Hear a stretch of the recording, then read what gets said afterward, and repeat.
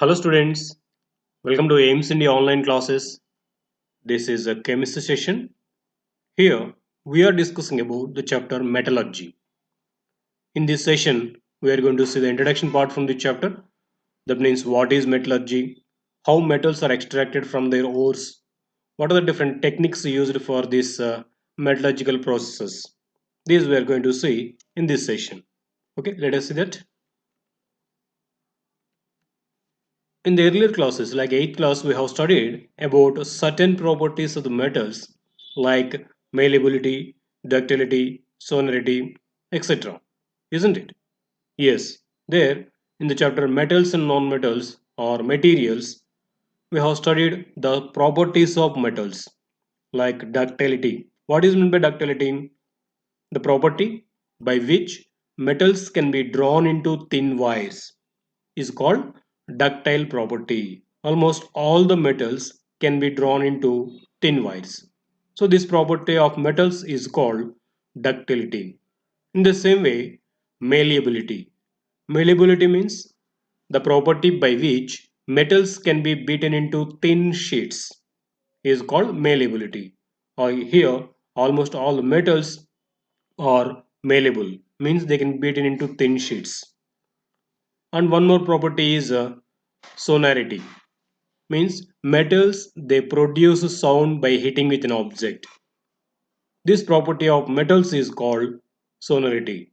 Not only these properties, there are some more properties especially for metals, like they conduct electricity, isn't it? They are hard enough, they are hard solids almost, they conduct heat and electricity, and they donate electrons.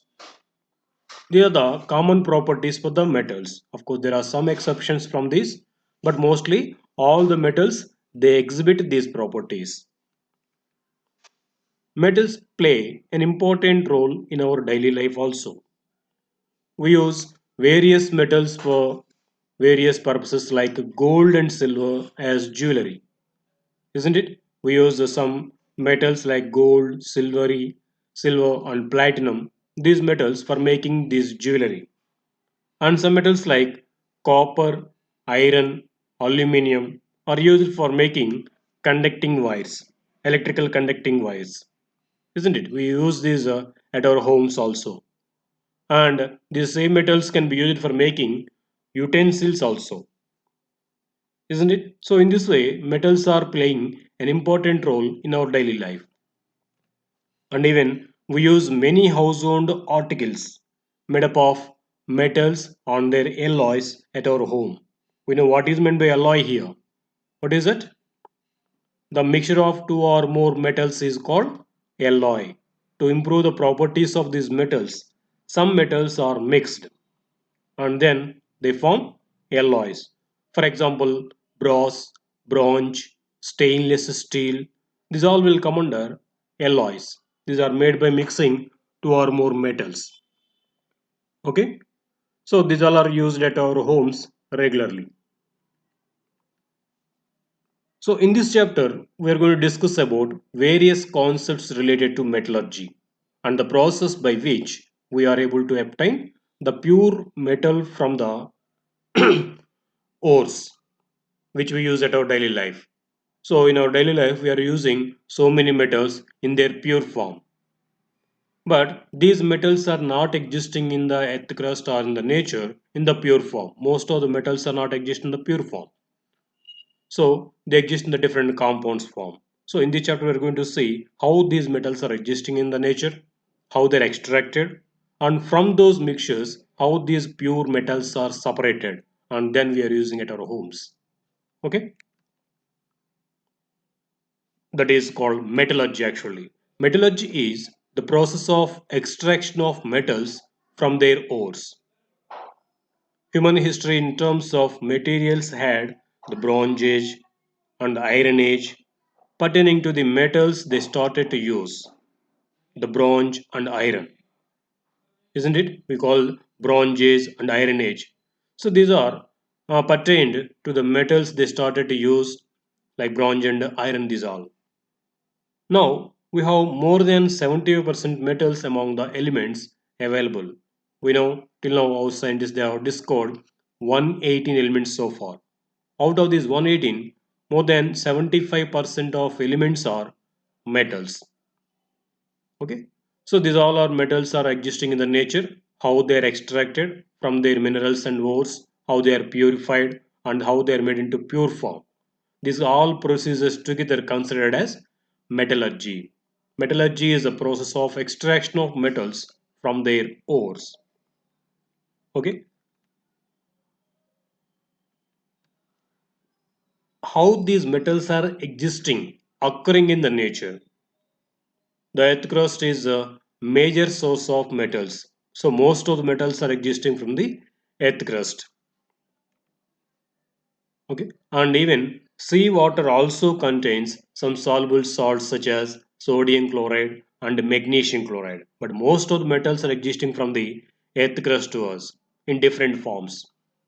And even salt water also, that seawater also contains some metals in the forms of salts. Like if you take sodium, sodium is existing in the sodium chloride in the seawater in the large quantity, isn't it?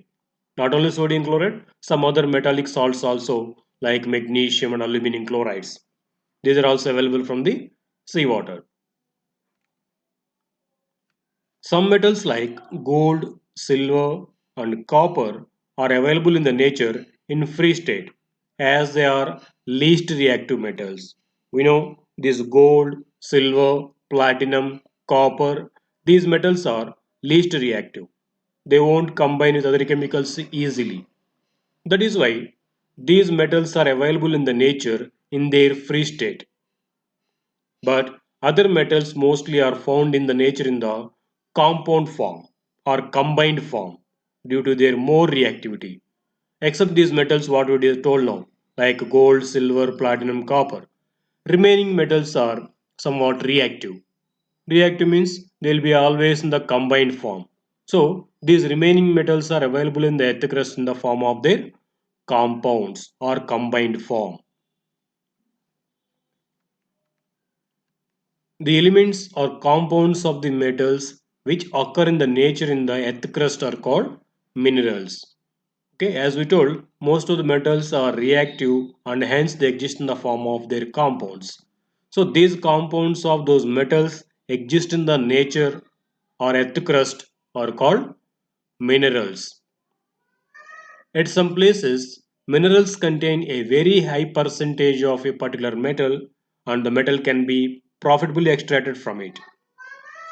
Okay, so these minerals from which the metals are extracted without economical loss are called ores. So what we said here, two terms we have used. One it is minerals and the ores. The compounds of the metals which are existing from the nature in the earth crust are called minerals. But out of these all minerals, only few minerals can give a particular metal profitably and economically also without much loss.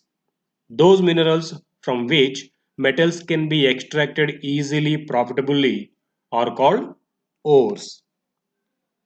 So from this we can say all minerals are not ores, but all ores are minerals. Because what we said here, minerals means the metal compounds or the metallic substances which are existing in the nature in the earth crust are called minerals. But from all the minerals, we cannot get the metal, particular metal in the easy way. Only from few minerals that metal can be profitably extracted without much expense. Such minerals are called ores. Now we can say here all minerals are not ores, but all ores are minerals. Okay.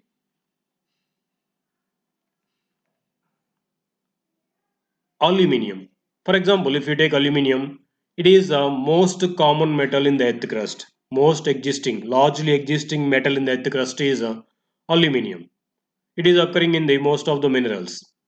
However, it is not economically feasible to extract it from most of these minerals. So even though it exists in the different forms in the crust, from these all, it is not possible to extract aluminium economically.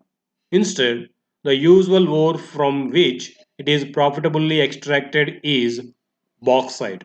So bauxite is one of the minerals of aluminium, and from this bauxite aluminium can be extracted economically and comfortably. So which counts from 50 to 70% of the aluminium oxide. So this bauxite contains around 50 to 70% of aluminum oxide. So from this bauxite, aluminum can be extracted profitably and economically. That's why this mineral of aluminum bauxite can be called as ore of aluminum. Okay, these are the different minerals of aluminum. But out of these all, the mineral from which aluminum can be comfortably extracted is bauxite. This bauxite contains around 50 to 70% of aluminum oxide from which aluminum can be comfortably extracted. So here, these are all called minerals of aluminum because these all contains the compounds of aluminum in them in different percentages. But from this all, aluminum cannot be extracted easily. Only from bauxite it can be easily extracted without any expense, much expense. So this is the ore of aluminum. These are the minerals of aluminum. So we can say here all the minerals are not ores. Only few of these minerals are considered as ores from which that metal can be extracted without much expense. So here the ore of aluminum is bauxite. Okay. So here if you see this tabular column, the different ores of mineral metals are shown here. If you see one of the metals sodium, we know sodium is existing in the different compounds form because sodium metal is highly reactive metal. As it is being highly reactive metal, it won't exist in the free state in the nature. It always exists in the combined form in the different compounds. The mostly existing compound of sodium is a sodium chloride or rock salt. It is available from the seawater in the large quantities, isn't it? Seawater contains large amounts of the sodium chloride. So from that only sodium chloride is extracted. So that sodium chloride is considered as the ore of this metal sodium, generally available in the form of rock salt from the seawater. Its chemical name is sodium chloride. Its formula we can say as NaCl as we know, isn't it? Another metal if you take calcium, it is also one of the reactive metals and hence it is also available in the different minerals in the combined state. But most profitable mineral from which this calcium can be extracted with ease is limestone.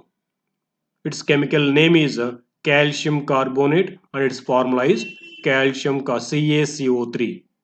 So you can observe here different metals and their ores, their chemical name and with their formula. If you observe here, most of the metals ores are in the form of their oxides or sulfides. Did you observe that? Few are there in the carbonate state and this sodium is in the chloride state. But most of the metals mentioned here are in the form of their sulfides or oxides, isn't it? So these all we can say as ores of metals. Ores means the minerals from which that metal can be extracted comfortably and with less expense. Okay. So we have noticed that the ores of many metals are oxides and sulfides, isn't it? So this is why the oxygen sulfur group, that is 16th group or 60A group in the modern periodic table, which includes oxygen, sulfur, selenium, tellurium and polonium. These 60A group or 16th group elements are called chalcogen family because here the Greek word chalcogen represents ore former or ore producers. Chalco means ore and genus means producer. Chalcogens means ore producers or ore formers. because most of the metals their ores are exist in the form of either oxides or sulfides. Because of this reason, the 6th group elements in the periodic table are called ore formers or chalcogen family. Okay, the metals like potassium, sodium, calcium, magnesium, aluminum are so reactive that they are never found in the nature in the free state, as these metals are highly reactive metals. They won't available in the earth crust in their free state. They'll be always available in their combined state. For example, if you take sodium, just now you have seen sodium won't be available in the nature in the free sodium form. Always it will be available in the combined state, just like sodium chloride and so on. In the similar way, these remaining metals also, as they're highly reactive metals, they won't be available in the free state in the nature. They are always available in the combined state, in their compound form only. And some metals are there, like zinc, iron, lead, etc. These metals are said to be moderately reactive, not much highly reactive, not least reactive. These are called moderately reactive metals. They are found in the earth crust mainly as oxides, sulfides, and carbonates. Okay.